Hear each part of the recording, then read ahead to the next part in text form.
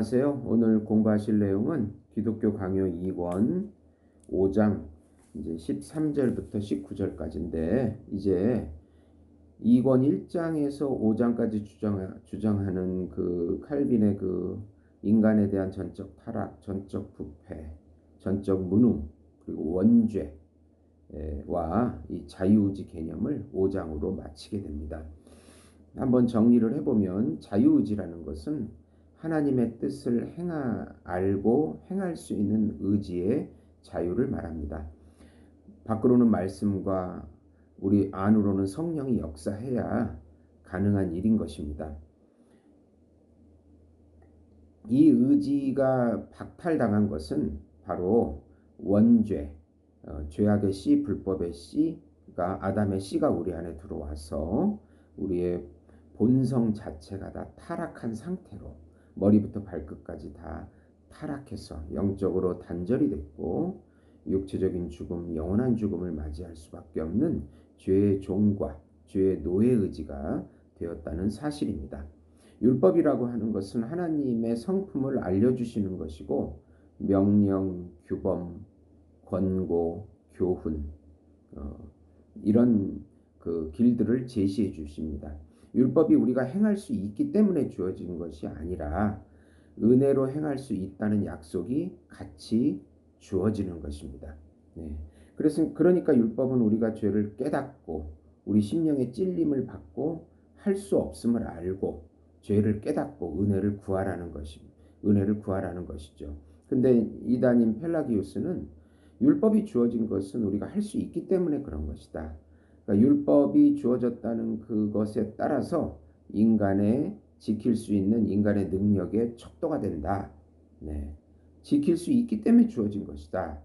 아직도 창조된 본성의 상태를 보고 있는 것이고 우리는 창조된 본성의 부패한 상태에 있기 때문에 율법을 지킬 수가 없다. 네.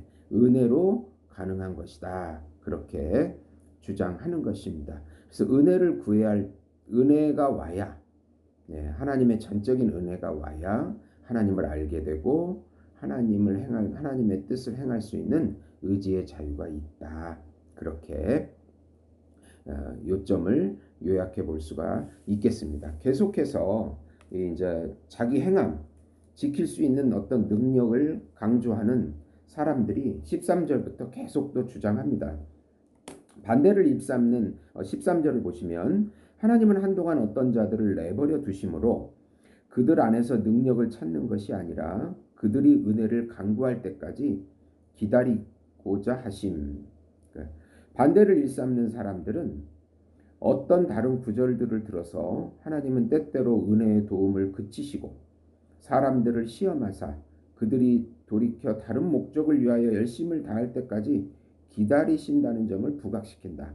호세아서의 구절을 보면 호세아 5장 15절인데요.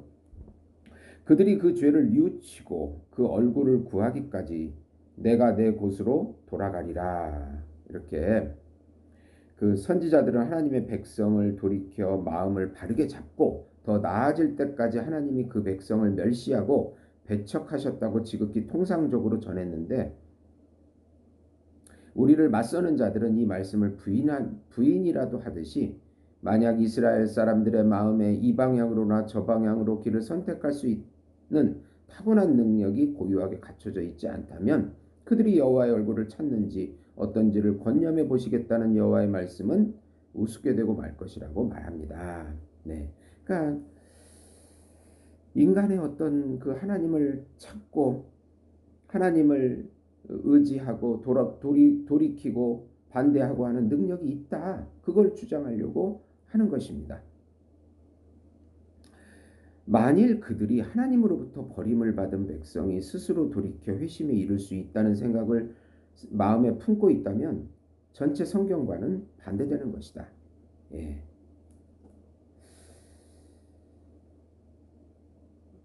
나는 그것이 뜻하는 바는 하나님이 다음과 같이 말씀하시는 것과 다르지 않다고 대답합니다. 칼빈이 대답합니다. 이 문제에 대해서 충고하고 공고하고 나무라는 것이 아무 유익이 없는 한 나는 잠시 물러나서 이 오만한 백성에게 고난이 가해지도록 잠잠히 내버려 둘 것이다.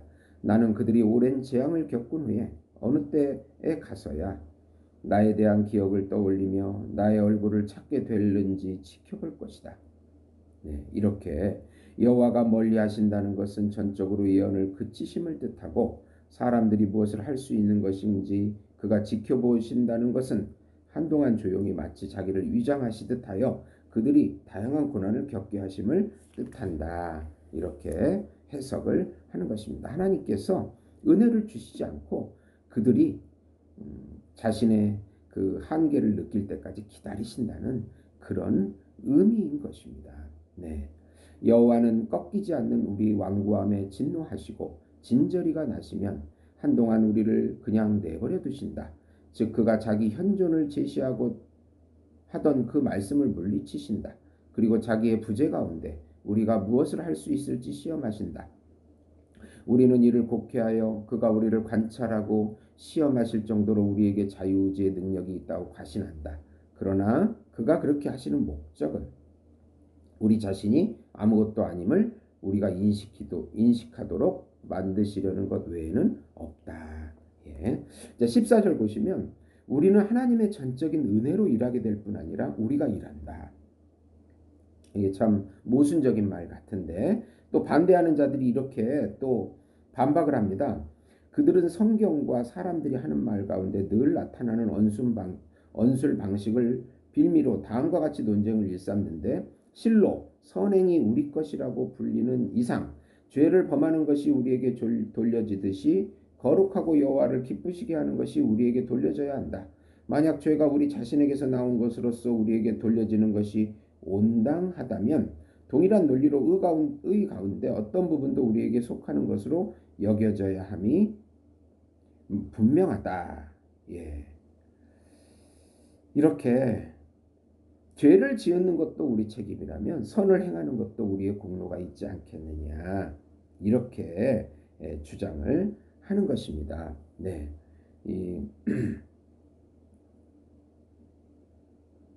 그러면 칼빈이 이렇게 반박합니다. 그러면 선행이 우리 것이라고 불려져야 한다면 우리가 하나님에게 달라고 간구하는 일용할 양식도 우리 것이 될 것이라고 칼빈은 반박합니다. 네. 간구해서 얻는 것도 우리 것 아니냐? 예, 이렇게 반박할 수 있습니다. 또 그들이 이렇게 또 두 번째 논쟁을 펼치는데 성경은 자주 우리 자신이 하나님을 예배하고 의를 지키며 율법에 순종하며 선행에 열심을 다한다고 주장한다. 이러한 일들은 마음과 의지의 고유한 기능에 속하므로 우리의 어떤 열심과 하나님의 능력에 교통이 없다면 어떻게 그것이 성령과 관계시키면서 동시에 우리에게 온당하게 돌릴 수 있겠는가? 네. 예, 이 문제에 대해서 그러니까 우리가 열심을 내야 내는 어떤 의와 공로가 있어야 하나님의 그 이제 이런 그 능력에 또 교통이 있어서 이렇게 그 은혜가 있는 것이 아닌가. 우리 공로를 주장하고 싶은 것입니다. 예. 이렇게 이런 문제에 대해서 우리는 시인하고 거절하고 이제 이런 사사로운 문제들은 주님의 영이 성도들에게 작용하는 방식을 올바르게 고찰하게 되면 금방 해결이 됩니다. 네. 우리는 시인하고 거절하고 원하고 원하지 않고 추구하고 거부하는 것, 즉 헛됨을 인정하고 순수한 선을 거절하고 악을 원하고 선을 원하지 않고 부정을 추구하고 의를 거절하는 것 모두를 사람의 본성적 재능에 돌린다. 여기에서 주님이 무엇을 하시는가? 그는 이러한 사악함을 자기의 진노의 도구로 사용하시길 원하신다면 자기의 기쁘신 뜻대로 그것을 지도하시고 역사하셔서 사람의 부패한 손을 통하여 자신의 선한 일을 이루실 것이다. 그렇다면 오직 자기 자신의 유욕만을 따르고자 애쓰는 사악한 사람이 하나님 권능에 사로잡혀 있을 때 그를 외부의 충격으로만 흔들리는 자갈에 빗대어서 그 자신에게는 고요한 것이 어떤 활동도 어떤 지각도 어떤 의지도 없다고 해야 하는가? 우리는 얼마나 큰 괴리가 이 둘 사이에 있는지 보게 된다. 그러므로 어거스틴은 말합니다. 여러분은 나에게 그러므로 우리는 행동하게 될 뿐 스스로 행동하는 것이 아니다 라고 말합니다. 그렇지 않습니다. 우리는 행동을 합니다. 그리고 우리는 행동하게 됩니다. 만약 당신이 선하신 분에 의해서 행동하게 된다면 당신은 선하게 행할 것입니다. 당신이 행하게 하시는 하나님의 영은 행하는 자들의 조력자이십니다. 조력자라는 이름은 당신은 무엇을 한다는 것을 규정합니다. 예. 하나님께서 은혜를 주시면 행하게 되고 또 우리가 행하는 것입니다. 네. 은혜가 없이 행하는 것은 그것은 하나님이 인정하시는 행함이 행할 수도 없고 행할 수 자체가 없는 것입니다. 우리가 행한다 하는 것은 하나님의 은혜가 있다는 것을 말하고 있습니다. 원하는 것은 본성으로부터이다. 그러나 잘 원하는 것은 은혜로부터이다. 네.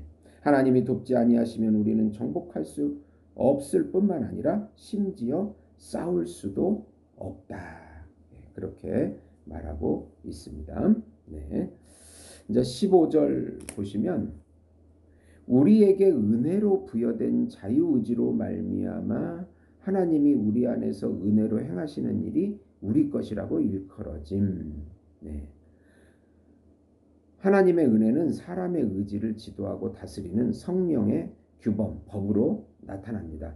성령은 다스릴 때마다 교정하시고 개혁하셔서 갱신에 이르도록 하십니다. 그렇기 때문에 중생의 시작은 우리에게 속한 것을 지워버리는 데 있습니다. 또 성령은 감동시키시고 행하시며 자극하시며 열매 맺으시며 보존하십니다. 그렇기 때문에 진실로 은혜에서 유래되는 모든 행위는 순전히 성령에 속한 것들이라고 말할 수 있습니다. 어거스틴은 은혜는 의지를 파괴하지 않고 오히려 회복시킨다라고 말씀하고 있습니다. 사람의 의지는 그것의 허물과 사악함이 교정되어 참다운 의의 규범을 지향하게 될 때 회복된다고 말할 수 있습니다. 그때에 또한 새로운 의지가 사람 안에 창조된다고 말할 수 있습니다.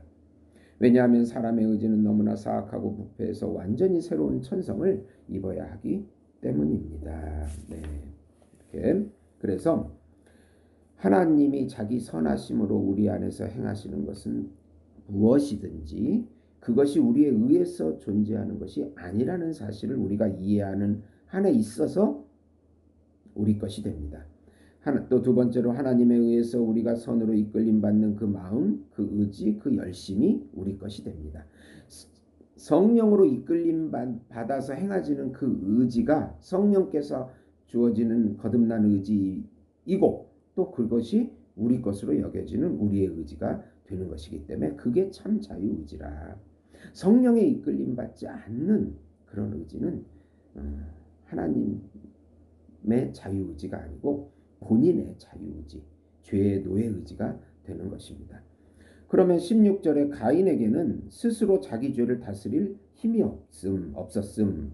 또 우리를 맞서는 사람들이 죄가 너를 원하나 너는 죄를 다스릴지니라 라는 본문을 들여서 내가 죄를 다스릴 수 있고 없고가 나의 능력에 달려 있다고 또 이렇게 주장을 하고 있습니다. 그러나 하나님께서는 두 가지 방식으로 행하시는데 첫째, 결코 하나님 앞에서는 의의가 없는 영예가 없음에도 불구하고 가인은 하나님 앞에서 아우보다 뛰어나고자 헛되이 범죄를 도모한 것입니다.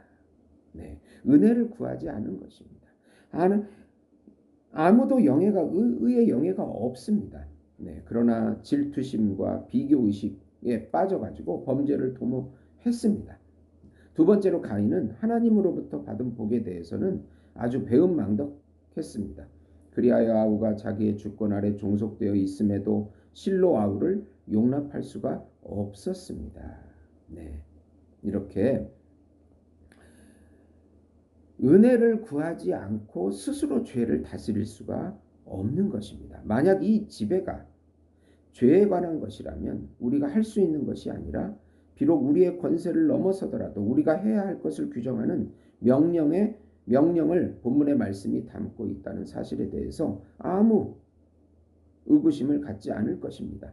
그렇지만 본문의 사안 자체와 문법적인 논리 이 두 가지 모두가 우리에게 요구하는 것은 가인과 아벨에 대한 비교, 즉 만약 장자가 자기 자신의 범죄로 악하게 되지 않았더라면 아우보다 경시되지는 않았을 것이라는 사실에 대한 인식입니다. 네.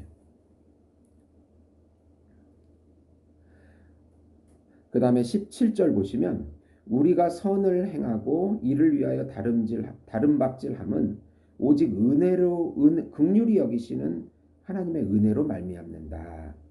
또 이 반박을 합니다.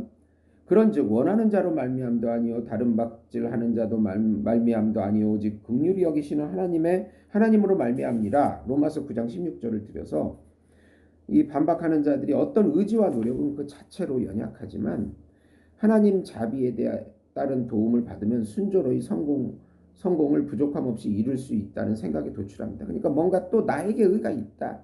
내가 원하고 다른 박질해야 또 하나님께서 은혜를 주시는 것이 아니냐. 응? 그것이 없는데 어떻게 되겠느냐. 이렇게 얘기합니다. 본문에서 사도는 구원은 오직 주님이 자신의 자비를 베푸실 가치가 있다고 여기시는 자들을 위해서만 준비된 반면 그가 택하지 않는 자들에게는 모두 멸망과 파멸만이 남아있다는 것을 가르치는 본문이다 이겁니다. 바울은 유기된 자들의 운명을 바로의 예를 들어서 설명합니다. 로마서 9장 17절입니다. 성경이 바로에게 이르되 내가 이 일을 위하여 너를 세웠으니 곧 너로 말미암아 내 능력을 보이고 내 이름이 온 땅에 전파되게 하려 함이라 하셨으니 또한 모세의 증언을 빌어 값없는 선택의 확실성을 확증합니다. 내가 긍휼히 여길 자를 긍휼히 여기고 그리고 15절입니다. 로마서 9장 15절 모세에게 이르시되 내가 긍휼히 여길 자를 긍휼히 여기고 불쌍히 여길 자를 불쌍히 여기리라. 그리고 다음과 같은 결론을 내립니다. 그런즉 원하는 자로 말미암도 아니고 다른 박질하는 자도 말미암도 아니고 오직 긍휼히 여기시는 하나님으로 말미암느니라. 그러니까 우리가 아무리 원하고 다른 박질해도 안 된다. 하나님의 은혜로 되는 것이다. 이렇게 말씀하고 있는 것입니다. 바울이 심중에 두고 있는 것은 간단합니다. 우리에게 구원에 이르는 길을 마련해 주는 것은 의지도 아니고 다른 박질도 아니다. 오직 주님의 자비만이 있을 뿐이다. 하나님의 자비와 사람 사랑하심이 나타날 때에 우리가 행한 바 의로운 행위로 말미암지 아니하고 그의 무한한 긍휼하심을 따라. 이게 디도서 3장 4절에서 5절입니다. 우리 구주 하나님의 자비와 사람 사랑하심이 나타날 때에 우리를 구원하시되 우리가 행한 바 의로운 행위로 말미암지 아니하고 오직 그의 긍휼하심을 따라 중생의 씻음과 성령의 새롭게 하심으로 하셨나니. 예, 하나님의 은혜입니다. 은혜라고 하는 것이 라고 말씀하고 있습니다. 그러면서 이제 18절에 사람은 선하게 지음을 받았으나 타락하여 스스로 선을 행할 수 없게 되었다. 예. 그러면서 이제 또 집회서라고 하는 그 외경을 또 반박하는 사람들이 내세우는데요. 네. 이 집회서라고 하는 것은 그 유대교 문학의 지혜서인데 70인역에 포함되어 있습니다. 도덕, 권면, 또 그 관용, 효도 이렇게 저자가 이제 저자가 알려진 유일한 외경이 이 집회서인데 벤 시가라고 하는 그 율법 학자가 이제 히브리어로 기록을 했는데 후손들이 번역을 한 것입니다. 예. 사람이 창조된 직후에 하나님은 그가 자기 지혜의 힘으로 살도록 맡기셨다. 그에게 계명들이 주어졌다. 만약 그가 계명들을 지킨다면 계명들은 되돌아 그를 지켜줄 것이다. 사람 앞에 생명과 죽음, 선과 악이 놓여져 있다. 그가 선택하는 것이 무엇이든지 그에게 주어질 것이다. 라고 집회서 15장 14에서 17절에까지 주장을 했다고 하면서 또 자기 의를 주장하려고 이렇게 내세우는 것입니다. 근데 칼빈은 한마디로 응수합니다. 사람에게는 창조 때 생명이나 죽음을 취할 재능이 부여되었다고 치자. 그러나 그는 그것을 잃어버리지 않았냐고 말하면 어떻게 된 것인가? 어떻게 할 것인가? 네. 나는 그들뿐만 아니라 집회서 저자에게서도 그가 누구든지 간에 다음과 같이 대답하고자 한다. 만약 당신이 사람은 자기 자신 안에서 구원을 얻을 재능을 스스로 발견해야 한다고 가르치길 원한다면 우리는 당신의 권위를 되스럽지 않을 것으로 여길 것이다. 그것은 의심할 바 없이 하나님의 말씀에 맞서서 아주 하찮은 편견을 조장할 뿐이기 때문이다. 그러나 단지 당신이 악한 것들을 하나님께 떠넘김으로써 헛되이 자기 변명을 일삼고자 하는 육체의 악의를 억누르려고 애쓰는 가운데 사람에게 심겨진 정직함으로 말미암아 우리의 파멸의 원인이 그 자신에게 있다는 점을 분명히 드러난다고 대답한다면 나는 거기에 기꺼이 동의한다. 다만 사람은 자기 자신의 죄로 말미암아 주님이 최초의 옷 입히신 장식들을 훼손시키고 말았다는 점을 당신과 내가 동의하는 한에서 있어서이다. 그러므로 지금 우리에게 필요한 것은 후원자가 아니라 의사라는 사실을 한 목소리로 인정하도록 하자. 네, 인간은 타락했다는 것입니다. 예, 창조된 본성을 보지 말고 창조된 본성의 부패한 상태가 바로 지금의 상태이기 때문에 여기서 우리가 하나님의 계명을 지킬 수 있고 없고에 따라서 우리 운명이 결정된다. 이건 말이 안 됩니다. 우리 상태가 죄의 노예의지고 죄의 종이기 때문에 그렇다는 것입니다. 그러니까 우리에게 의사만이 필요한 것입니다. 19절 마지막입니다. 타락한 인류는 거의 죽은 것이 아니라 완전히 죽었다. 그러면서 이제 또 반박하는 사람들이 누가복음 10장 30절을 또 인용하면서 거의 죽은 강도 만난 나그네에 관한 그리스도의 비유를 이렇게 올리는데 이들은 계속해서 절반은 산채로 남아있다. 뭔가 그래도 우리에게 의와 공로와 할 수 있는 뭐가 남겨져 있지 않는가. 이성과 의지가 어느 정도 남아있지 않다면 어떻게 거의 죽었다고 말할 수 있느냐고 이렇게 반문을 합니다. 그러나 칼빈은 내가 보기에 그들의 풍요를 받아들일 여지가 전혀 없다. 이에 대해서 그들은 과연 어찌할 것인가. 풍요는 성경의 규범이 정한 한계 내에 머물러야 하며 그 지경을 넘어서는 데까지 나가서는 안 된다.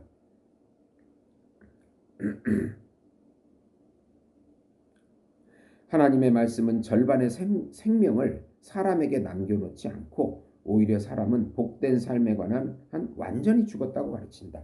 바울은 성도들의 구속에 관해 다루면서 에베소서 2장 5절 허물로 죽은 우리를 그리스도와 함께 살리셨고 너희는 은혜로 구원을 받은 것이라고 말한다. 거의 죽은 자들이 아니라 죽은 자들이라고 지칭을 한다. 거의 죽은 자들이 아니라 잠자는 자들과 죽은 자들. 에베소서 5장 14절 그러므로 이르시기를 잠자는 자여 깨어서 죽은 자들 가운데서 일어나라. 그리스도께서 너에게 비추시리라 하셨느니라. 죽은 자들이 하나님의 아들의 음성을 들을 때가 오나니. 요한복음 5장 25절. 주님 자신이 말씀도 같은 방식으로 주어졌습니다. 반만 죽었다고 얘기하지 않고 다 죽었다고 말씀하고 있습니다. 그러니까 사람이 타락한 이후 구원을 좌우하는 값없이 주어진 선한 것들은 완전히 박탈된 반면 본성적인 것들은 부패하고 오염이 된 것입니다. 본성의 부패 상태에 있다는 것입니다. 그러므로 다음은 어떤 공송추로 금이 가게 할 수 없는 의심할 바 없는 진리를 세우도록 하자. 즉 사람의 정신은 하나님의 의로부터 완전히 멀어져 있기 때문에 불경건하고 왜곡되며 불결하며 불순하며 치욕스러운 것만 속에 품고 갈망하며 수행한다. 그 마음은 죄의 독이 모든 곳에 스며들어 단지 썩은 악취를 발산할 수 있을 뿐이다. 과연 간혹 어떤 사람이 선한 외양을 보일지라도 그들의 정신은 항상 위선과 가식적인 모호함으로 포장되어 있으며 그들의 마음은 내적인 사악함으로 묶여있다. 완전히 죄악에 빠진 인간론을 말씀하고 있는 것입니다. 1장부터 5장까지 우린 원죄와 자유의지에 대해서 다 정리했습니다. 그러면 이제 6장에서 타락한 인류는 그리스도 안에서 구원을 찾을 수밖에 없다. 이렇게 나아가게 되는 것입니다. 들어주셔서 감사합니다.